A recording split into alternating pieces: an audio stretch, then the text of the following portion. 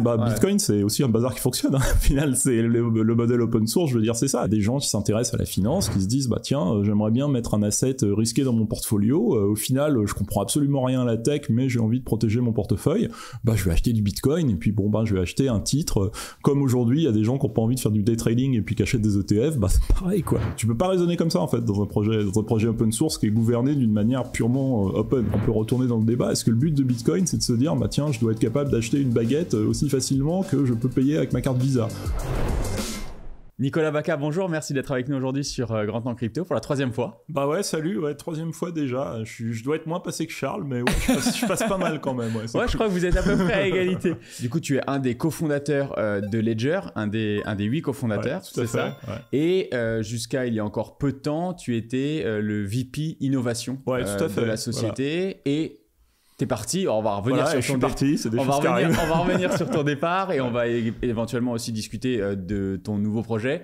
Je sais que tu peux pas en dire encore trop. Non, je suis encore sous embargo personnel, mais bon, ça va. Voilà, je peux déjà dire 2-3 trucs. Quelques petits détails. Enfin, la direction dans laquelle vous êtes en train, de marcher, les projets sur lesquels vous êtes en train de travailler. Mais avant ça, j'aimerais bien discuter d'actualité avec toi. J'aime toujours discuter un peu de comment évolue Bitcoin, l'écosystème avec les OG. Toi, ça fait presque plus de 10 ans que tu es ça fait, dans je le suis milieu. arrivé, moi j'ai découvert vraiment Bitcoin fin 2012, donc plus de 10 ans. À l'origine c'était assez simple, il se passait pas grand chose sur Bitcoin, il y avait des forks et puis c'est à peu près tout, mais maintenant c'est vrai que le paysage commence à être un peu plus diversifié. Justement, en fait j'aime regarder avec votre perspective et avec votre état d'esprit, votre recul sur ce qui se passe en ce moment. Pendant des années, on a parlé par exemple de l'arrivée des institutions. Là, les ETF arrivent, l'adoption. Ouais. Quel est ton regard? Est-ce qu'on va dans la bonne direction à ce niveau-là? Comment tu vois ces dernières semaines, ces derniers mois, l'arrivée de BlackRock, Larry Fink, etc. Moi, ça me fait toujours plaisir d'avoir plus de liquidité, comme tous les bitcoiners. C'est toujours bien de voir qu'il y a plus de monde qui arrive. Donc même si aujourd'hui c'est pas de la crypto qui est en détention propre, ce qui est quand même ce pourquoi la crypto a été créée, ça fait quand même une occasion d'augmenter un petit peu la connaissance des gens, parce que mine de rien, il y a quand même pas grand monde qui voit ce que c'est que Bitcoin, on en parle beaucoup, pouvoir en acheter, pouvoir commencer à pas vraiment le toucher, mais en tout cas presque le toucher, ça fait quand même une grosse différence. Donc là-dessus, je suis très positif en tout cas sur le momentum qu'on va avoir au niveau de l'adoption. Après, sur la tech, aujourd'hui, je pense qu'il y a des choses qui commencent à être aussi assez intéressantes. C'est les mix qu'on va avoir sur, est-ce qu'on pourrait avoir des Layer 2 sur Bitcoin? Parce qu'il y a eu des gros délires qu'on tournait autour de ça. Enfin, il y a eu un petit peu de drama sur Twitter autour de Satoshi VM, des choses de ce type-là. Mais je crois que j'en avais parlé d'ailleurs dans ma dernière interview, qu'il y avait pas mal de monde qui commençait à se demander si on pouvait pas accélérer Bitcoin avec des preuves Zero Knowledge. Enfin, il y avait le projet ZeroSync notamment qui sortait là-dessus dans l'écosystème Starknet qui commençait à faire ça. Et donc ce projet-là a donné lieu finalement à d'autres choses encore, notamment le projet BitVM qui va permettre d'exécuter des choses de prouver des choses de manière arbitraire sur Bitcoin, avec un problème qui est quand même toujours pas résolu aujourd'hui, c'est que BitVM c'est complètement impossible à utiliser en prod. C'est-à-dire que pour faire une preuve classique type prouver l'état d'un L2 Zero Knowledge sur Bitcoin, aujourd'hui techniquement on peut le faire, pratiquement ça coûterait, je sais pas, plusieurs centaines de cas d'arriver à le faire, donc c'est pas super. Plusieurs centaines de cas dollars. Okay. Je parlais en fiat. Centaines de milliers de dollars. Voilà, okay. Donc c'est pas super, c'est pas super rentable. Explique-nous pourquoi ça coûterait centaines de milliers de dollars. Parce que c'est des process en fait on peut considérer que c'est des formes de tweak de Bitcoin, c'est-à-dire d'analyse quand on prend des scripts sur Bitcoin, c'est des scripts super simples. BitVM, c'est juste des jeux d'écriture pour dire on peut modéliser des écritures plus complexes à partir de scripts. On peut modéliser des schémas de compute plus complexes à partir de scripts, mais au final, ces modélisations, même si elles sont très élégantes mathématiquement parlant, elles sont pas vraiment réalistes, si tu veux, d'une manière pour être exécutées en prod. Potentiel mais très théorique. Potentiel mais très théorique, clairement. Il y a beaucoup d'autres choses aujourd'hui qui commencent à arriver autour des covenants, notamment, qui sont à mon sens plus efficaces, mais qui demanderaient plus de modifications dans Bitcoin. Donc du coup, c'est des choses qui mettent beaucoup plus de temps pour arriver, puisque aujourd'hui, faire des modifications dans Bitcoin, il y en a plusieurs. T'as des ops qui te permettraient de valider des opérations Stark. Enfin il y a pas mal de choses que les gens ont en tête. Le problème, c'est que quand tu veux faire des modifications dans Bitcoin, c'est très lent. parce que bon, je pense en plus il y a eu pas mal de traumatisme de la communauté autour de ce qui s'est passé sur Taproot, et du coup bon bah je pense que la prochaine modification par rapport à l'arrivée de fonctionnalités, enfin en gros, qui était non attendue, enfin typiquement les ordinals, bon aujourd'hui voilà il y a des gens qui aiment bien, il y a des gens qui aiment pas, bon le fait est que personne savait quand Taproot est arrivé que ça allait aider les ordinals, même si bon ça les a aidés. Mais ça, qui est surpris de ça? Est-ce que toi t'es sûr? On en parlait justement dans une autre interview. En gros, bien évidemment qu'il y allait avoir des choses qu'on n'avait pas prévues automatiquement. À partir du moment où on a donné la capacité, si tu veux, de faire des scripts plus gros, en fait, ça date même pas de Taproot, hein, cette capacité-là, elle va dater de Segwit, si on se reporte dans le temps, c'est-à-dire autour de 2017. Bah, une fois que tu relaxes encore, enfin, une fois que tu donnes une flexibilité supérieure, une fois que tu donnes plus de flexibilité, ouais. que tu dis, ok, le script peut être arbitraire, bah oui, il y a des gens qui vont servir de script arbitraire pour mettre des trucs qui sont pas forcément exécutés, puisque de toute façon, c'est prévu dans le protocole. C'est juste que c'était pas aussi évident, si tu veux. Enfin, je pense que quand les développeurs ont fait ça et quand les développeurs ont écrit ça, ils s'imaginaient pas que ça allait être utilisé de cette manière-là, puisqu'au final, c'est pas vraiment logique d'un point de vue économique. Enfin, aujourd'hui, t'as pas vraiment envie d'utiliser Bitcoin pour mettre des trucs énormes qui vont te coûter super cher, alors qu'il y a plein de protocoles qui vont te permettre de faire ça pour beaucoup moins cher. Mais toi, en tant que, alors je sais pas, première question, est-ce que tu suis et est-ce que tu es impliqué dans ces discussions d'une manière ou d'une autre, genre vraiment de t'impliquer dans la gouvernance des Bitcoin devs, et de deux, en fait, si tu le fais pas ou si tu le fais, comment on s'assure justement de limiter ce scope de conséquences néfastes de l'implémentation d'un no-code éventuellement qui pourrait venir changer les règles et permettre des trucs que tu n'avais pas forcément prévu au départ. Super bonne question. Alors moi je le fais pas personnellement. Pourquoi? Parce que c'est un gouffre de temps qui est infini. En fait, si tu veux faire ça, pour moi il faut vraiment le faire à plein temps. Enfin, la gouvernance d'un projet open source, c'est le truc le plus consommateur de temps qui existe. Enfin, moi je fais aussi pas mal de reverse engineering qui est assez chronophage. Mais ça c'est encore plus chronophage en fait, parce que c'est vraiment la pire des politiques que tu puisses imaginer. C'est purement et simplement c'est un mélange de technique et de politique, sauf que souvent si tu veux la politique va prendre le pied sur la technique, donc ça va dépendre du nombre de supporters qui vont être derrière toi, ça va dépendre des alliances que tu as réussi à former, ça va dépendre vraiment de plein de choses, donc c'est de comment tu as expliqué, comment tu as tourné chose. Voilà, donc tu vois si tu vois un peu comment ça marche les politiques de standard déjà dans le monde classique, tu vois, bon dans le monde je dirais industriel classique où c'est déjà énormément de politique, bon moi j'en ai fait quelques années. Là, les standards dans la politique open source, c'est toujours un bordel pas possible. Enfin, après, on va en revenir. Tu sais, c'est le grand débat toujours entre comment tu fais du software. Est-ce que tu le fais plus comme un bazar? Est-ce que tu le fais plus comme une cathédrale?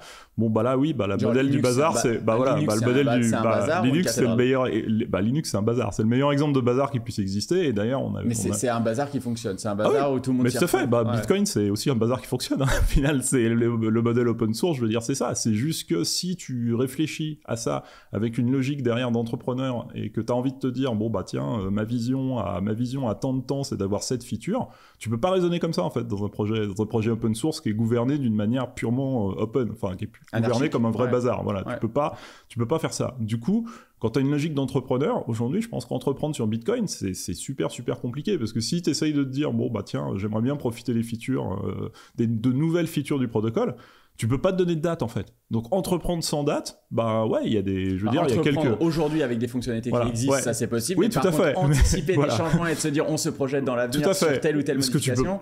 Par exemple les boîtes Lightning, s'il n'y a pas de changement aujourd'hui. Les boîtes Lightning aujourd'hui, elles sont un peu dans une impasse. Enfin, je dirais c'est des concours d'UX. D'ailleurs là-dessus, Phoenix est plutôt pas mal pour réussir à cacher en fait toutes les contraintes du protocole pour te dire on va te faire une expérience utilisateur qui est pas trop dégueulasse, pour te dire par exemple réserve de la liquidité pour pouvoir recevoir un peu plus, profite que les fees soient basses pour pouvoir t'ouvrir des cadeaux, etc. Donc toute cette logique-là, tu peux réussir à un peu la masquer, ou en tout cas à guider l'utilisateur pour qu'il s'en rende moins compte. Mais oui, tu peux pas faire des trucs magiques. Donc il y a certains VC, enfin il y a certains, si tu veux, sociétés, mécènes, etc. Je n'appellerais même pas ça des VC à ce niveau-là, qui sont plus résilients que les autres et qui vont dire ok, ça c'est intéressant, vas-y, pars là-dessus, et puis on sait pas trop quand ça va aboutir, mais c'est pas grave parce que je pense que tu as une bonne idée.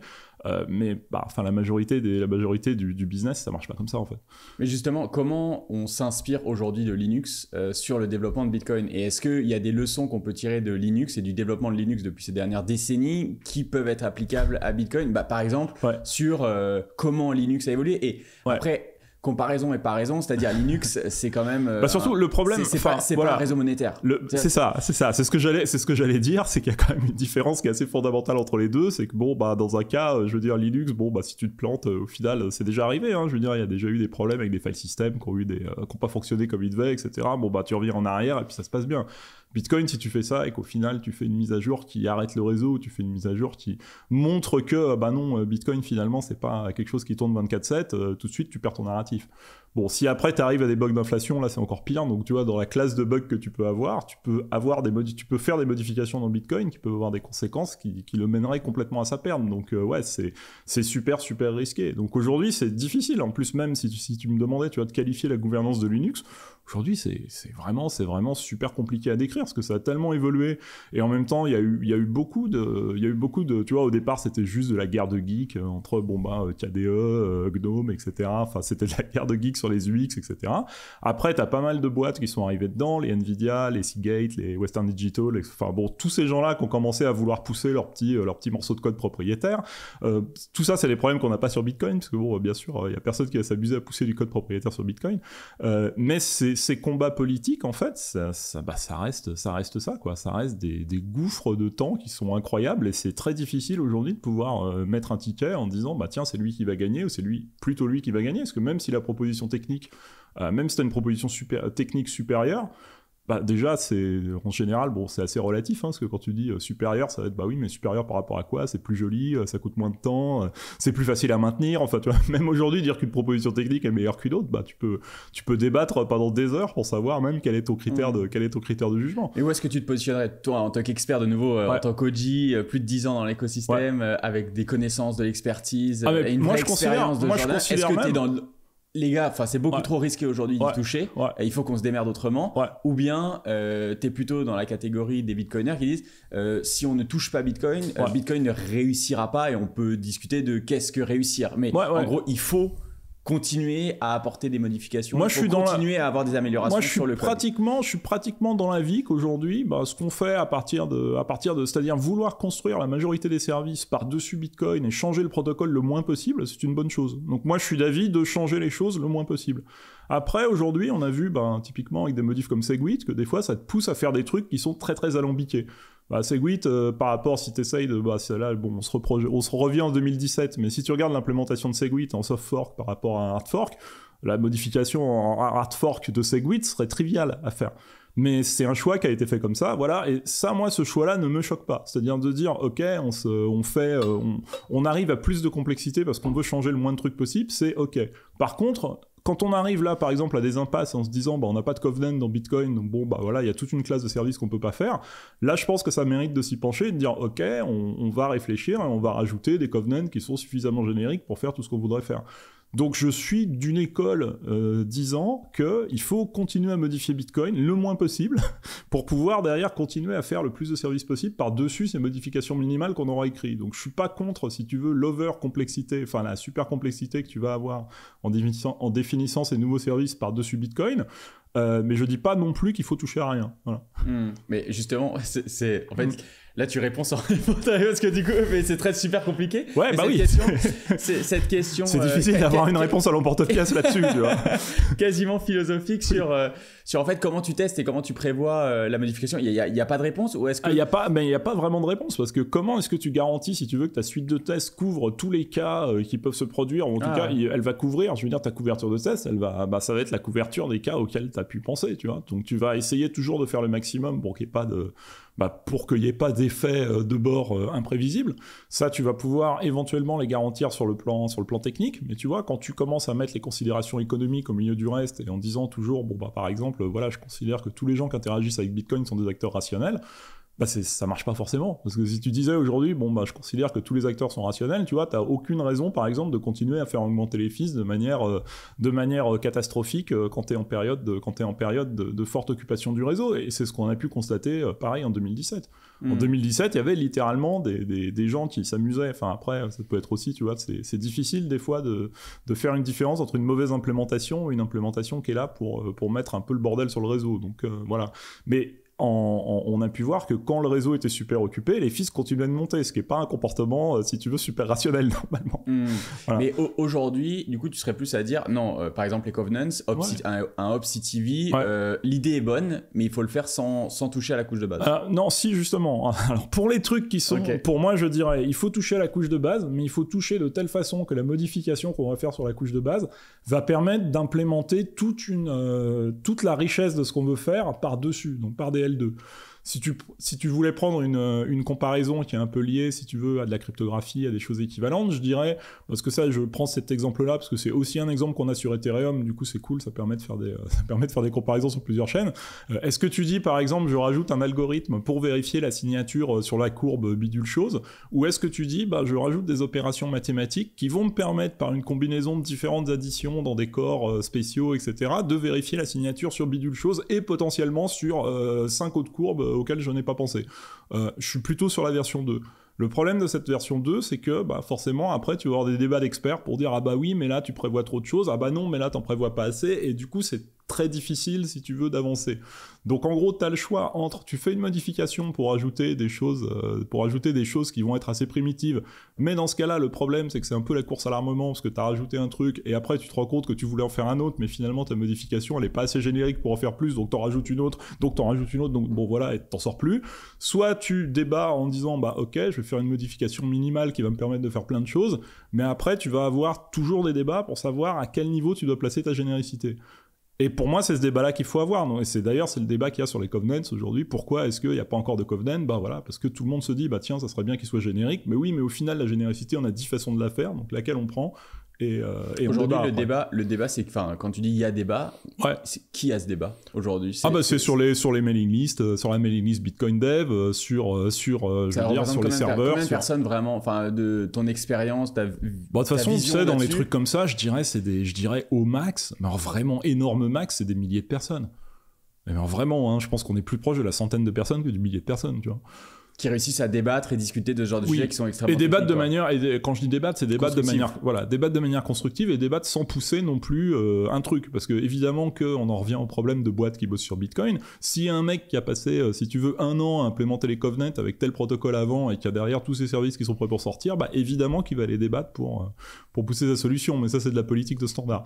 Voilà. Ouais, et c'est le problème qu'on a un peu sur Bitcoin, c'est de savoir au final dans quelle direction on va. Est-ce que ça commence à être influencé par des moyens financiers de telle ou telle société aujourd'hui, très honnêtement, je pense pas que sur ce niveau de standardisation on en soit là. Donc je pense que c'est juste littéralement de la bataille de geeks qui sont là en disant ouais, mais tiens, ma propale, moi je la préfère, et puis après tu rajoutes Lego au milieu, puis t'arrives à des salades qui sont un peu compliquées. Comment tu vois l'arrivée de gros acteurs justement avec des énormes moyens financiers, un type BlackRock ou autre, est-ce que, et en faisant de nouveau le parallèle avec un Linux, comment les GAFAM ont impacté ou impactent encore l'amélioration ou la modification des standards dont tu parlais, open source, dans leur direction et dans le sens qui les arrange, et comment ça pourrait en fait je pense que ça sera très très différent. Est-ce que c'est le cas aujourd'hui sur Linux par exemple, sur les projets open source un peu justement standard ? Aujourd'hui je pense ça va être super différent, parce que Linux, il faut voir ça comme un espèce d'assemblage de plein de choses qui vont te permettre d'utiliser tes périphériques grosso modo de la meilleure manière possible. Là c'est complètement logique, je veux dire, d'avoir des industriels qui viennent contribuer dans Linux pour te dire tiens, j'ai la carte graphique Nvidia, je vais avoir le meilleur module qui me permet d'utiliser ma carte Nvidia, même si les propriétaires c'est pas grave, parce qu'au final il est plus performant, ça bénéficie aux utilisateurs. Je vois pas des BlackRock aujourd'hui dire tiens, on va toucher à Bitcoin pour faire Bitcoin BlackRock, parce qu'au final ça veut absolument rien dire, tu vois, ça a pas de sens. Donc tous ces gens-là, je les vois pas intervenir au niveau du protocole, je les vois effectivement intervenir sur la couche économique, donc essayer de participer un peu plus, essayer de miner, essayer de faire ce genre de choses-là, mais je les vois pas arriver et être dire... observateur et passif sur le développement. Alors sur le développement, oui, honnêtement je vois pas ce qui pourrait contribuer sur le développement. Ça aurait pas, si tu veux, je vois pas ce qui pourrait contribuer sur le développement qui pourrait leur bénéficier au final. Donc de toute façon, et qui serait pas trivialement rejeté par tout le monde. C'est-à-dire quelqu'un qui dirait par exemple, je vais avoir un monopole de mining, donc je vais faire des blocs super gros pour avoir un monopole de mining. Coucou Amy, au passage, c'est toujours les bons débats sur Bitcoin Cash. Un mec qui voudrait faire ça, il se ferait instantanément shooter. Donc, tu vois, après, on peut imaginer des gens pousser des modifications plus subtiles qui permettraient de faire des trucs qui vont pas dans le sens de Bitcoin pour plus tard, mais Enfin, c'est pas comme ça. Enfin, surtout, ça se voit et tu peux pas. Bitcoin aujourd'hui n'a pas ce niveau, si tu veux, justement de flexibilité à l'intérieur qui permettrait à quelqu'un de pousser ce genre de modification qui serait néfaste pour le protocole. Donc, je vois ces grands-là arriver.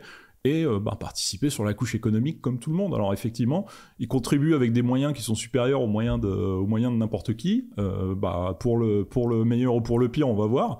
Mais en attendant, ils jouent le même jeu que tout le monde. Voilà, ils le jouent juste avec un peu plus de connaissances au niveau éco et puis potentiellement un petit peu plus de puissance de calcul. Mais sinon... Mais justement, toi, en tant que cofondateur de Ledger, il y a 10 ans, tu avais quand même cette vision du self-custody, de permettre aux gens de rentrer dans l'écosystème crypto, de posséder eux-mêmes leur Bitcoin, et là tu vois arriver en fait. Mais c'est pas grave. Enfin, moi je veux dire, je suis curieux d'avoir ton avis plus sur. Enfin, c'est un peu une hérésie pour beaucoup de Bitcoiners de dire. Mais, genre Bitcoin est déjà numérique et déjà divisible. Mais c'est complètement. Enfin, je veux dire, pour moi, c'est une vision complètement différente. C'est pour dire, il y a des économies, il y a des gens qui s'intéressent à la finance, qui se disent, tiens, j'aimerais bien mettre un asset risqué dans mon portfolio. Au final, je comprends absolument rien à la tech, mais j'ai envie de protéger mon portefeuille. Je vais acheter du Bitcoin et puis je vais acheter un titre. Comme aujourd'hui, il y a des gens qui n'ont pas envie de faire du day trading et puis qui achètent des ETF. C'est pareil, quoi. Je veux dire, ils vont acheter un titre. Tu vois pas ça comme un facteur de risque, l'arrivée. Ah non, c'est un facteur. Disons que si c'est un facteur de risque, ça veut dire que de toute façon c'est planté dès le départ. Donc si aujourd'hui tu as des participants qui réussissent à planter le protocole juste en participant au protocole avec plus de moyens que les autres, c'est quelque part on s'est un peu foiré, quoi. Je veux dire, il y a rien qu'empêchera quelqu'un d'arriver sur le réseau, de prendre sa calculette, de se faire sa paire de clés et d'aller se faire ses transactions. Enfin, je veux dire, quand je dis il y a rien qui l'empêchera, je veux dire, au pire il devra payer un peu plus cher, au pire il devra attendre un petit peu plus longtemps. Donc aujourd'hui, est-ce qu'on peut dire, après on peut retourner dans le débat, est-ce que le but de Bitcoin c'est de se dire, tiens, je dois être capable d'acheter une baguette aussi facilement que je peux payer avec ma carte Visa? Pour moi, non. Enfin, on n'a pas fait Bitcoin pour ça. Et là, tu reviens à un débat Bitcoin Cash, Bitcoin, etc. Ouais. Mais pour moi, ça n'a pas été fait pour ça. Le titre du papier, pour certains, du coup, là, je me range dans le camp pour l'avocat du diable et l'argument ultime des Bitcoin Cash, peer-to-peer, Electronic Cash System. À la base, c'est le nom du papier. Ouais, certes, mais propriété du cash. Je veux dire, la propriété du cash, il n'y a personne qui a dit que ça doit être rapide à échanger. Oui, ça peut être des valises, ça doit être des valises de cash. Ça doit être anonyme, ça doit être difficile à tracer, tout le monde doit pouvoir le faire, tout le monde doit être capable de s'échanger. C'est propriétés-là, elles ont jamais changé. Donc si je t'écoute, t'es aligné avec une narrative hors 2.0. C'est pas forcément du cash. Tu vas pas forcément aller payer à la boulangerie avec du Bitcoin, avec un wallet Bitcoin. Non, mais je pense pas que ça soit. Mais je pense même pas que ça soit le but en fait. Enfin, tu vois, je pense que le but c'est vraiment d'avoir les propriétés du cash au sens un asset qui est échangeable sur Internet, qui est échangeable librement et qui est suffisamment anonyme, on va dire, pour pas derrière avoir, je veux dire, toutes les mécaniques de traçage qui deviennent de plus en plus performantes, qui vont pouvoir acquérir des informations sur toi. Et on le voit. Enfin, aujourd'hui, je veux dire, les mixeurs Bitcoin, ils marchent très bien. Quelqu'un veut acquérir des Bitcoins, je veux dire, en mode non KYC. Il peut très bien miner dans son coin. Enfin, tout fonctionne en fait. Donc la narrative du cash, elle est toujours là. Est-ce que tu le vois un peu comme l'évolution du protocole SMTP? On en avait fait une vidéo sur GAC. Je sais pas si tu l'as vu, mais en gros que SMTP à la base c'était des protocoles et une technologie qui était utilisée par les geeks au départ. Nous deux, on pourrait utiliser le protocole SMTP pour s'envoyer des mails. Aujourd'hui, je passe par Gmail et tu passes par éventuellement Microsoft ou un gros GAFAM qui utilise SMTP. C'est plutôt les autoroutes de communication, mais plus personne n'a accès vraiment à SMTP. Mais tu peux avoir un accès à SMTP. Le problème aujourd'hui que tu vas avoir, mais là encore une fois, c'est un bon exemple. C'est un bon exemple parce que c'est un cas particulier. Le problème, c'est qu'il y a des gens qui ont dit moi je suis Google et si je veux avoir ton serveur mail qui discute avec mon serveur mail, en fait ton serveur mail il doit répondre à X critères, dont un des critères est que t'es sur une IP qui est whitelistée par nous, donc t'es pas whitelisté, donc tu vas pas pouvoir jouer. Au final, si tu veux utiliser SMTP pour envoyer, je veux dire, tu as ton domaine, tu veux utiliser SMTP pour envoyer un mail à quelqu'un qui a aussi son domaine, SMTP, ça marche très bien. Le problème, ça va être, qu'est-ce qui va se passer quand tu veux envoyer un mail à quelqu'un qui a une adresse gmail.com? Je veux dire, c'est pas une corruption de SMTP, je veux dire, c'est des gens qui décident de rajouter des filtres supplémentaires par-dessus SMTP, mais au final, si toi, en tant qu'utilisateur, t'as envie d'envoyer un mail à un autre utilisateur, ça existera toujours, ça existera peu de suite, tu peux toujours le faire, ça ne sert à rien, et c'est pour ça que, pour moi, SMTP je veux dire, c'est pour ça que tout le monde s'en fout, en fait, qu'on rajoute des contraintes sur SMTP, parce que oui, fine, je veux dire, tu prends ton mail en gmail.com, de toute façon, si t'as envie de chiffrer ton mail, tu le chiffres sur la couche supplémentaire. Mais au final, c'est pas ça le futur du protocole quoi le Bitcoin? Est-ce que tu vois qu'on est en train de se diriger dans cette direction-là? Ah mais en gros, potentiellement, je veux dire, potentiellement, tu peux outpricer des gens pour par exemple envoyer des transactions. Est-ce qu'on va dans un futur où ça coûtera tellement cher de transacter on-chain qu'au final, bah, t'auras moins de gens qui transacteront on-chain? Peut-être. J'en sais rien, peut-être. Et si c'est ça, bah de toute façon, toi, tu pourras toujours transacter on-chain à partir du moment où tu es prêt à payer suffisamment ou tu es prêt à attendre suffisamment longtemps. Donc, t'as pas de... Enfin, tu vois ce que je veux dire? Tu as plus d'urgence, à mon sens, de vouloir transacter sur Bitcoin de manière indépendante, puisqu'au final, c'est de l'échange de valeur, que d'urgence à vouloir te faire ton propre serveur SMTP pour parler à ton pote, quoi. C'est, dans un cas, c'est bon, bah oui, ça peut même être une question de vie ou de mort, hein, voilà. Dans l'autre cas, bon, bah oui, c'est pas grave, hein, je veux dire, c'est, tu prends ton Gmail comme tout le monde et puis ça fonctionne, quoi. J'en reviens à ma question quasiment initiale. Toi, après plus de 10 ans dans l'écosystème, bah, je te sens relativement optimiste, heureux, confiant. Moi, je suis super optimiste. Enfin, déjà que ça tourne encore et qu'on soit en train d'en parler. Exactement, ça existe toujours. On a quand même challengé, parce qu'on parle de geeks, qu'on challengeait le système financier mondial, ce qui est quand même un adversaire assez significatif.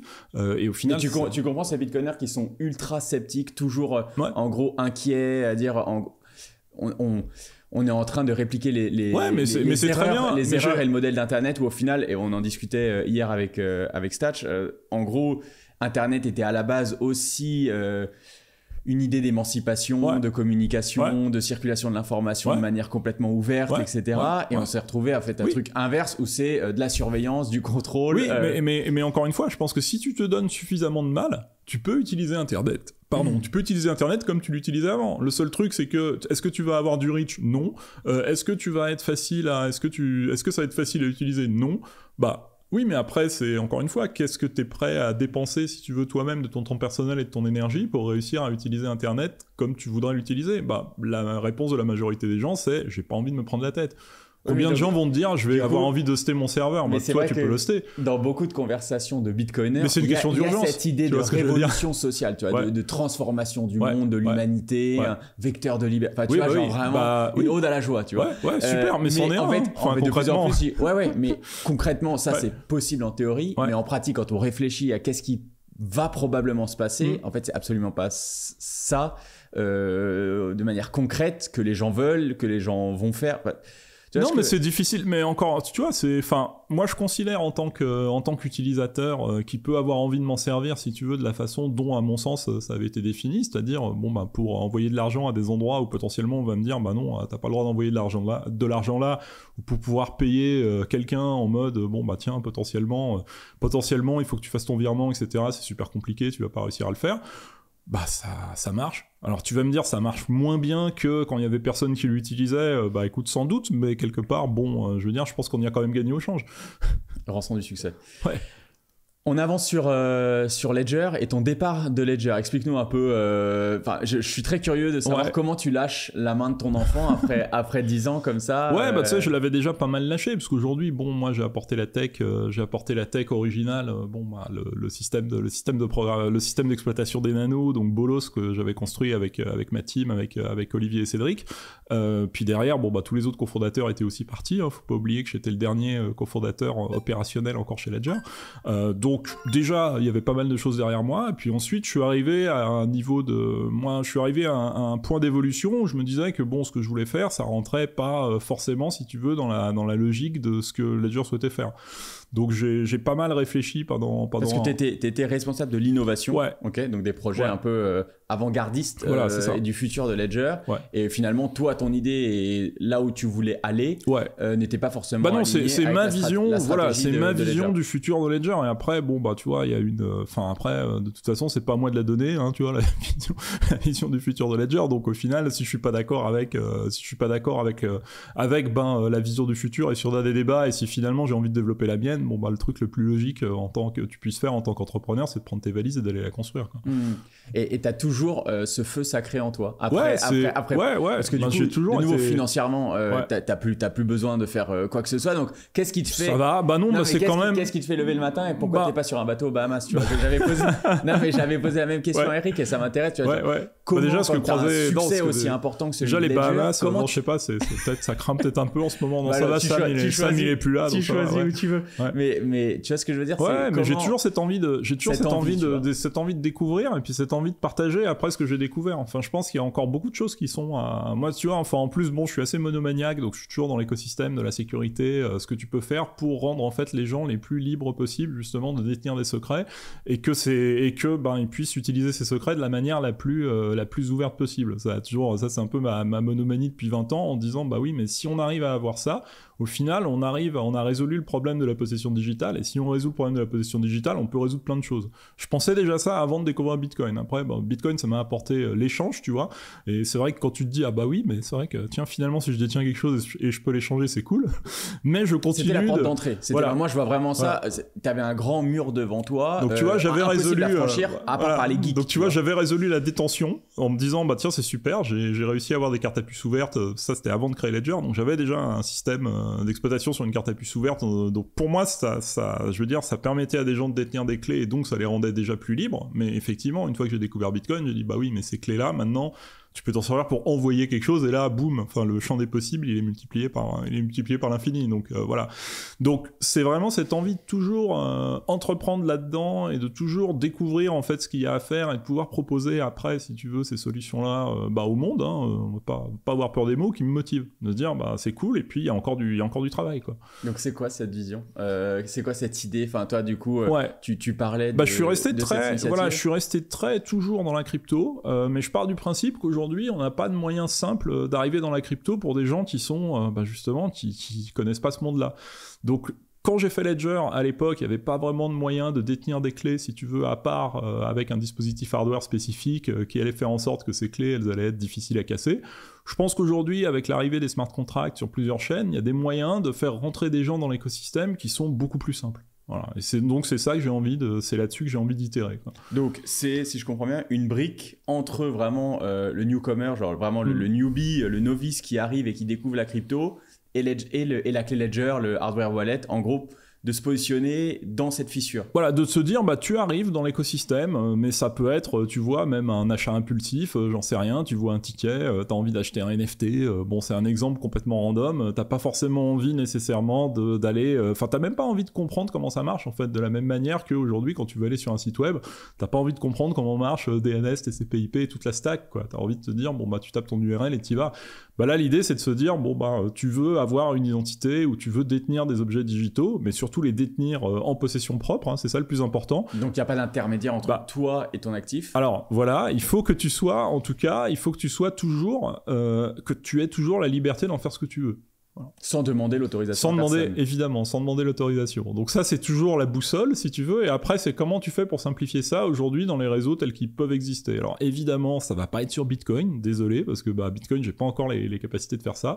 Mais aujourd'hui, je vise essentiellement les EVM et toute chaîne qui sera programmable. Donc peut-être Bitcoin dans le futur, mais en tout cas, c'est pas aujourd'hui c'est pas aujourd'hui ma première cible pour réussir à implémenter ça. Donc, est-ce que tu peux nous en dire un peu plus? Parce que là, du coup, on parle de la mission, du problème à résoudre, mais le comment? Parce que tu as mentionné account abstraction beaucoup, smart wallet, etc. Justement, ça va se faire par des smart wallets qui vont être donc avec une interface web. Donc en fait, tu n'as pas d'application. Expliquer cette innovation, en quoi ça consiste et qu'est-ce que ça va changer. On l'avait brièvement mentionné avec Charles Guillemet, justement. Ce que ça change, c'est que maintenant, le compte de l'utilisateur, c'est plus simplement une clé. Le compte de l'utilisateur, c'est quelque chose qui vit on-chain et donc qui peut avoir des capacités supplémentaires.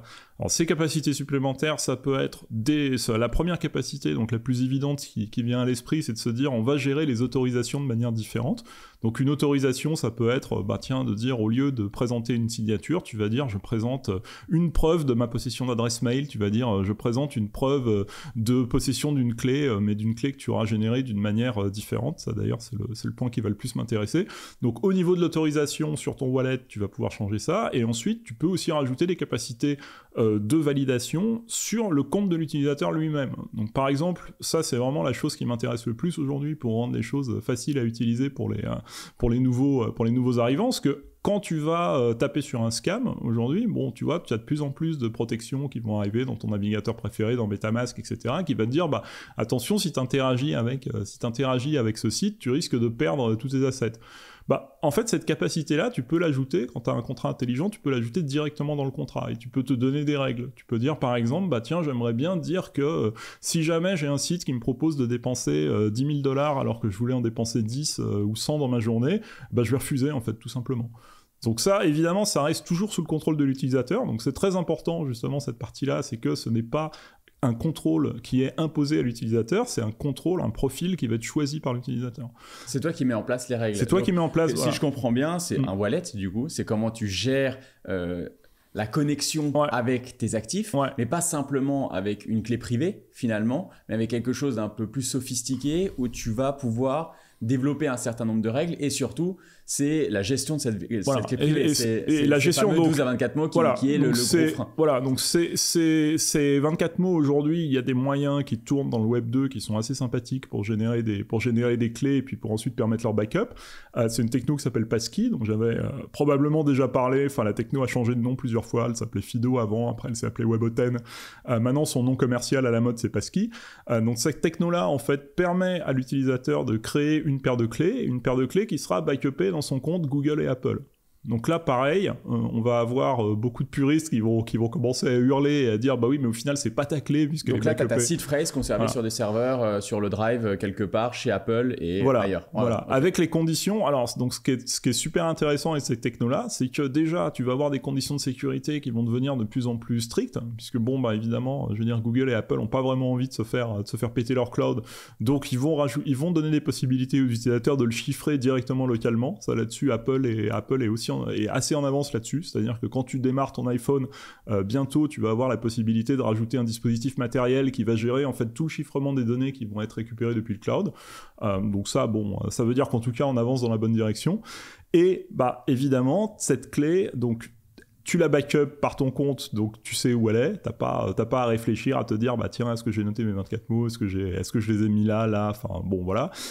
Et cette clé, elle se téléporte de quelque sorte, c'est-à-dire que si tu perds ton device, bah tu prends un autre device et tu es capable de la récupérer et de continuer comme si de rien n'était. Et surtout, c'était ces règles qui est extrêmement intéressant. Par exemple, tu peux avoir un wallet où tu peux dépenser des choses à de l'argent à la boulangerie, genre 10-100 balles. Mais par contre, tu as toujours la possession je sais pas, de ton épargne ailleurs de manière très, mais au final, segmentée. Elle peut être sur le même wallet, mais avec des autorisations différentes. Donc pour dire bah tiens, par exemple, je m'authentifie avec en biométrie pour dire bah je fais ma petite dépense, ou je m'authentifie avec mon ledger pour faire une plus grosse dépense. Mais ça reste le même wallet. Donc là, tu élimines toute la complexité de transfert d'assets, justement, entre les hot et les cold, puisque maintenant, tu as le même wallet qui remplit les deux usages selon comment tu t'autorises. Donc ça, vous en êtes où ? Enfin, c'est quoi quand est-ce qu'on voit le wallet ? Parce que bon, tu as quitté Ledger fin octobre. Fin octobre. Vous en êtes où ? Quelle est l'équipe ? Comment vous financez ? Bah écoute, j'ai pas mal réfléchi à la problématique déjà de mon côté. Donc moi j'ai fait déjà des trucs sur lesquels je me considère que je peux apporter plus de valeur, c'est-à-dire tout ce qui va être lié au back-end et à la sécurité. Donc j'ai commencé en fait à réécrire une stack HSM qui va être un petit peu comme celle de Ledger, mais que des gens peuvent exécuter de manière différente sans avoir d'ordi spécifique déployé si tu veux dans des data centers. Alors je peux peut-être revenir un petit peu là-dessus. Les HSM, donc les Hardware Security Modules de Ledger, en fait, c'est les modules qu'on utilise, je dis toujours c'est une habitude. C'est les modules, voilà. T'es toujours chez toi, chez Ledger, je pense. Ouais. donc les HSM, voilà, c'est des, si tu veux, cartes PCI spécifiques qui vont pouvoir faire tourner un mini PC, donc en l'occurrence, c'est un Power PC, et qu'on utilise dans des serveurs pour pouvoir, exécuter des opérations. C'est une énorme clé Ledger. Enfin, en gros, c'est ça. C'est une énorme clé Ledger que tu mets dans un serveur, mais à l'origine, ils n'étaient pas programmables, et justement, j'ai fait pas mal de tweaks de ces trucs-là pour les rendre aussi programmables qu'une clé Ledger. Parce que donc sans modifier l'hardware, en gros, tu réussis à avoir une certaine programmabilité et à jouer avec. On modifie l'OS du HSM et on fait tourner en fait Bolos directement dans le HSM. Donc parce que ma marotte là-dessus, c'est de dire aujourd'hui, protéger des clés, c'est pas suffisant. En fait, ce qu'il faut, c'est protéger la clé au plus proche du code possible. Parce que ce que tu veux, en fait, c'est qu'on ne perturbe pas ton utilisation de la clé. Ce que tu veux, c'est dire, si tu as une clé qui est, par exemple, où tu as envie de dire, cette clé va uniquement servir à signer des signatures, à signer des signatures de moins de 10 bitcoins, tu vois que si ton niveau de sécurité c'est ça, et que quelqu'un arrive à péter ton serveur et justement, il pourra pas récupérer ta clé d'une part, et tout ce qu'il pourra faire, c'est dire, tiens, si j'ai envie d'envoyer 10 bitcoins aujourd'hui, je vais envoyer 10 bitcoins, et au final, t'as pas tout perdu. Donc, cette logique-là qu'on a dans les hardware wallets, on a la même dans les serveurs avec CHSM. Ce que j'ai voulu faire là, c'est donner la possibilité à tout le monde de le faire d'une manière ouverte et de pouvoir reposer sur des services qui tournent dans le cloud. Donc techniquement, je vais utiliser Amazon Nitro. Alors après, bon, je pourrais en parler dans une prochaine interview, parce que là, si je commence à parler de ça, ça va être très très long. Mais j'ai des capacités qui vont être du coup assez similaire d'un point de vue sécurité à ce que tu pourrais avoir avec des HSM sans avoir de HSM. Donc j'ai commencé par me développer ça parce que je vais en avoir besoin pour la suite de mon service.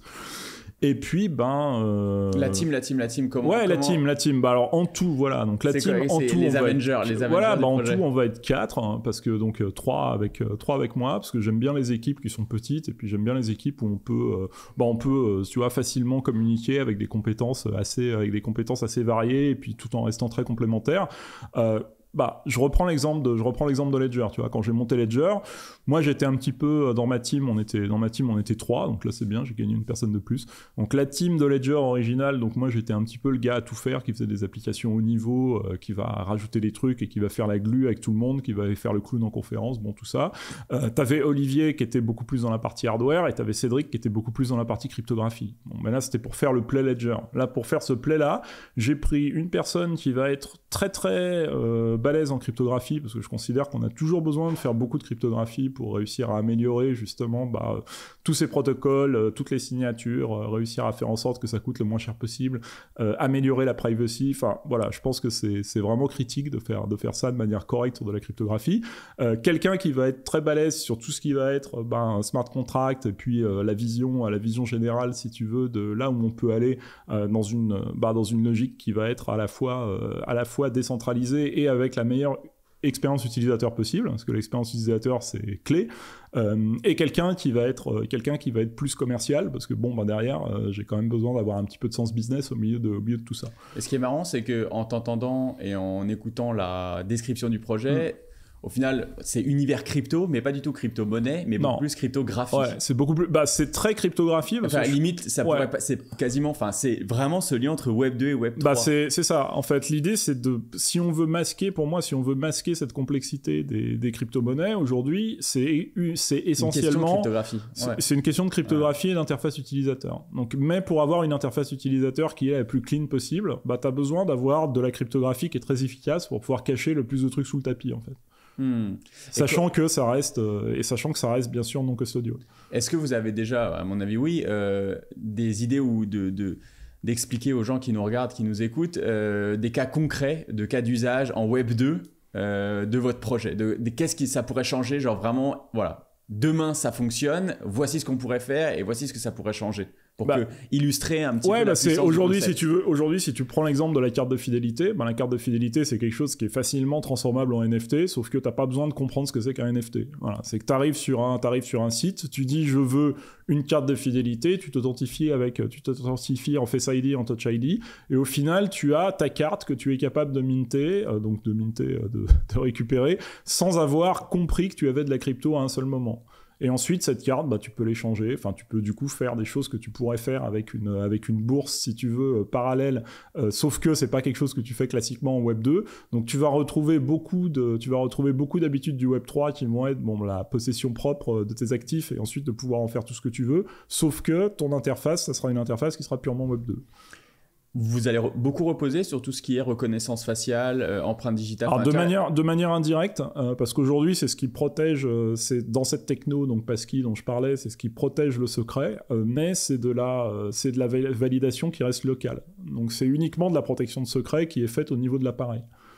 Donc c'est-à-dire, est-ce que tu peux nous traduire ça pour le commun des mortels ? Que tu vas faire une authentification biométrique, mais au final l'authentification biométrique tu la fais entre toi et ton téléphone. Okay. Donc c'est pas quelque chose qui remonte et c'est pas des données biométriques si tu veux qui vont être traitées par un prestataire quelconque. C'est juste pour dire je décide de déverrouiller mon secret et je déverrouille le secret qui est en général dans une capacité, si tu veux, dans une puce protégée de ton appareil. Je déverrouille mon secret avec ma biométrie. La timeline, un peu les délais pour avoir quelque chose. Alors les délais, je sais. Je sais. J'étais censé annoncer les trucs. C'est pour ça que là, je tourne toujours autour du pot. Donc c'est un petit peu voilà. Donc c'est ce que c'est. Allez, prochaine deadline. Allez, j'avais dit février. Maintenant, je vais dire à peu près. Allez, fin avril. Ça me paraît pas mal. Ok, donc on se revoit cet été pour quand on aura testé. Oui, cet été, c'est pas mal. Comme ça, on prend pas trop de risques et puis c'est bien. Ouais, cet été, c'est. Il y a autre chose sur lequel t'es impliqué. Enfin, j'en ai entendu parler, c'est le centre. Le centre, du coup, Metaverse Finder, c'est ça ou quelque chose comme ça? Voilà, ouais, parce que, alors, le Metaverse Finder, c'était un petit coup de chapeau à Valérie Pécresse, si tu nous entends, non, pardon, parce que qui était perdu dans le métavers. Donc, du coup, je me suis dit, bah ouais, mais on a besoin d'aider des gens à trouver le métavers parce que c'est compliqué. Non, en fait, le centre, c'est une expérience associative autour de la réalité virtuelle sur laquelle il y a pas mal de cofondateurs qui participent. Donc, il y a Joël, David et Vanessa qui vont participer à l'expérience du centre. C'est un peu, si tu veux, un truc qui est assez, libre, de développement, où on dit, bah tiens, on a envie de prendre un lieu, alors, donc un lieu qu'on a pris sur Vierzon, qui va servir à faire des représentations artistiques et qui va servir aussi à faire de la modélisation VR. Alors, de la modélisation VR, qu'est-ce qu'on peut faire? Dans un premier temps, on peut déjà modéliser les concerts en VR. Donc ça, c'était un exemple qu'on avait pris en disant, bah on a le lieu, du coup, on peut modéliser le lieu et faire en sorte d'avoir des concerts qui sont très réalistes. Alors quand je dis des concerts très réalistes, c'est des concerts où on peut en fait se placer n'importe où, par exemple, et puis écouter un instrument ou écouter quelqu'un d'une manière plus particulière. Quelque chose qu'on n'est pas capable de faire en général, quand tu as des expériences VR, c'est plus, tu vois, pour faire des trucs un petit peu bizarres avec des mecs de 3 mètres de long, des robots, des animes, enfin bon, bref, là, c'est pas du tout l'approche qu'on a pris. Et une fois qu'on a fait ça, on s'est dit, ah ouais, ça c'est cool, mais finalement, c'est peut-être pas le meilleur business. Et du coup, on a un peu pivoté sur la modélisation de musées. Donc on est capable du coup de dire bah tiens, on a un musée qui va fermer, on a un musée qui cherche à s'agrandir. Donc tu recrées un musée, voilà. Genre de, je sais pas, le Met à Vierzon. En gros, et tu le recrées, okay. Voilà. Alors tu le recrées du coup virtuellement. Donc là, pour le compte, t'es pas obligé d'être à Vierzon. Mais t'es au Met, quoi. T'es pas obligé d'être à Vierzon. C'est juste que on a fait une forme de WordPress qui va permettre à des musées de dire bah tiens, très facilement, une fois qu'on a modélisé le musée, modélisé la collection, le musée peut décider de placer ses œuvres un petit peu où il veut. Et l'idée, c'est que ça reste réaliste avec des petits changements. Si par exemple on a un musée qui dit « Ok, j'ai toujours rêvé d'avoir une pièce plus grande », bah tu vois, on fait une pièce plus grande dans le musée pour qu'il puisse exposer un peu plus d'œuvres, mais on reste toujours sur des trucs réalistes, quoi. On n'a pas des escaliers qui vont partir dans tous les sens, on n'a pas des... Voilà. Donc c'est un peu la logique du truc de dire tu étends la réalité, mais tu restes, dans un truc concret, quoi. Toi qui es toujours, je pense, alerte des nouvelles techno, de ce qui sort, etc. Je suis curieux d'avoir ton avis là pour terminer sur l'Apple Vision et est-ce qu'on est en train de voir le nouvel iPhone? Je pourrais te donner une réponse dans quelques jours parce que j'en ai un qui m'attend. Donc okay. Voilà. Donc tu l'as acheté déjà ça. Ah oui, quand même. Oui, quand tu t'intéresses à la VR, t'es un peu obligé de tester l'Apple Vision. Ouais. Ok. Mais justement, quelles attentes tu as? Enfin, le potentiel. Je pense au niveau de. Enfin, je m'attends à avoir quelque chose, une expérience qui est beaucoup plus fluide, si tu veux, par rapport au casque que tu peux avoir aujourd'hui. Donc quelque chose qui va vraiment augmenter l'immersion, aussi bien pour la détection des mouvements que tu peux faire que vraiment la détection des petits trucs, tu vois, genre comment tu peux bouger ta main, comment tu peux voir le monde. Tu vois des mecs qui jouent au tennis. Donc, voilà, je pense que ça va être un truc fin et surtout ça va être des capacités de traitement qui sont quand même très supérieures aux meilleurs casques qu'on a aujourd'hui, qui sont un petit peu limitées. Mais est-ce que tu vois, il y a vraiment deux opinions sur ces nouveaux outils. Voilà, il y a eu des fails dans le passé sur ce genre d'outils qui te font paraître pour un con. En gros, aujourd'hui, il y a certaines personnes à New York qui se baladaient, marchaient avec l'Apple Vision. Je me vois pas avec. Est-ce que c'est ta vision demain dans le métro où tout le monde aura l'Apple Vision? Non. La vision que j'ai, c'est vraiment celle qu'on a avec le centre, c'est de se dire, on va utiliser ça pour rendre en fait des choses disponibles quand tu peux pas y avoir accès physiquement. Et c'est pour ça qu'on a pris l'exemple du musée, parce qu'au final, c'est super de pouvoir ouvrir, si tu veux, la culture à plus de personnes et de se dire tiens, j'ai toujours eu envie de visiter ce musée, je suis pas capable de le faire, pouf, tu le visites en virtuel, ça peut potentiellement te donner envie de le visiter en physique, après t'y vas, mais donc améliorer la qualité de l'expérience que tu vas avoir, ça veut dire améliorer la précision des tableaux que tu vas pouvoir avoir, améliorer l'éclairage, améliorer plein de trucs. Moi c'est vraiment comme ça que je le vois, tu vois, donc je vois des use cases qui sont très précis. Je vois pas vivre dans le futur dans un monde en VR et faire des conférences en VR, même s'il paraît que c'est très confortable à faire avec un Apple Vision et que tu peux effectivement bosser sur du multi-écran donc virtuel avec un Apple Vision. Je me vois pas faire ça personnellement, mais bon. Ouais, après c'est un peu comme dans le passé, les gens qui disaient je me vois pas passer des heures devant un écran ou des heures devant la télévision. Ouais, c'est quand même un peu comme périphérique, c'est quand même un petit peu différent. ouais, non mais est-ce que c'est juste une question d'habitude aujourd'hui et en fait dans quelques années bah oui en fait c'est devenu une habitude et c'est tellement plus pratique et tellement plus puissant que en fait tout le monde en a un et là on est en train de faire cette interview avec deux casques sur la tête, je me projette pas dans un monde comme ça personnellement. Après je suis vieux hein, donc ça doit être pour ça, mais ouais je pense que quand même t'auras toujours des contraintes, t'auras toujours des contraintes quand même assez significatives qui vont être déjà, tu vois pas complètement, si tu veux, la personne que tu as en face, ça reste des objets qui sont assez lourds, donc même si ça passe mieux, si tu veux, que ce qui existe aujourd'hui, ça reste quand même toujours une impression de confort bizarre. Tu dois faire, dans le développement des applications, parce que ça, on a fait la connerie plusieurs fois, tu dois faire super gaffe aussi en même temps à pas envoyer des données contradictoires à ton cerveau, tu vois, si tu tournes la tête et puis que tu te rends compte que l'image elle bouge pas, non, là c'est vraiment de voir les nouvelles applications et d'avoir ces Apple Vision comme vraiment un nouveau support pour l'innovation. En gros, sans iPhone, t'as pas Uber, t'as pas Airbnb, t'as pas toutes ces applications. Enfin, tu vois, ça a vraiment ouvert le champ des possibles. Ouais. Mais ça a construit quand même à partir d'un monde qui existait, si tu veux, depuis très très longtemps. Enfin, non, mais de mettre un téléphone et la puissance d'un ordinateur dans la poche de tout le monde, ça a quand même ouvert le champ des possibles. Oui, mais c'est sûr, mais ça a pas pété complètement ton interface avec le monde, tu vois ce que je veux dire. Sauf si t'es tout le temps avec ton téléphone à la main quand tu marches. Bon, là, effectivement, ça donne problème. Aujourd'hui, tu es dans le métro à Paris, 90% des gens sont dans le métavers à travers leur téléphone. Voilà. La différence, c'est que tu vois toujours ton environnement. Par exemple, si tu as un mec qui essaie de te chourer ton téléphone, tu as plus de chances de t'en rendre compte. Donc, juste pour ça, tu vois, je pense pas que c'est la meilleure idée d'avoir un Vision Pro dans le métro aujourd'hui, quoi. On en reparlera du coup cet été, quelques mois après du coup, la réception de Apple Vision. Tu me débrieferas. Si je te vois passer la porte avec un Apple Vision sur la tête, j'ai changé d'avis. Ah, mais ça, je pense pas que ça arrivera. Et puis, tu sais, je vais tester les Google Glass aussi. Enfin, je devais être une des rares personnes, pareil, à avoir testé ça à une époque où ça venait d'arriver. C'était un cauchemar. Enfin, à part prendre des photos des gens sans leur dire, ça servait vraiment à rien. Oui, parce que à la base, les Google Glass, ça devait ressembler à tes lunettes actuelles. Tu vois, ça devait être très discret, ça devait quasiment pas se remarquer. Là, on est sur. C'est pas tout à fait. Mais déjà ça, tu vois, au final, c'est devenu un produit, un truc qui était vraiment fait pour être porté tout le temps. Bon, au final, les Google Glass, c'est juste devenu quelque chose qui sert dans l'industrie pour faire de la surveillance de chaînes de montage, ce qui est très bien, hein, parce que là, effectivement, tu te dis, les gens ont besoin d'un HUD qui sont capables d'avoir sur le nez toute la journée, donc c'est cool. Mais ouais, tu vois, tu vois pas tout le monde avec des Google Glass dans le métro, quoi. Merci Nicolas, c'était passionnant comme d'habitude, et puis on se revoit cet été écoute, pour les nouvelles sur ton projet. Merci à toi, et puis à bientôt. À bientôt.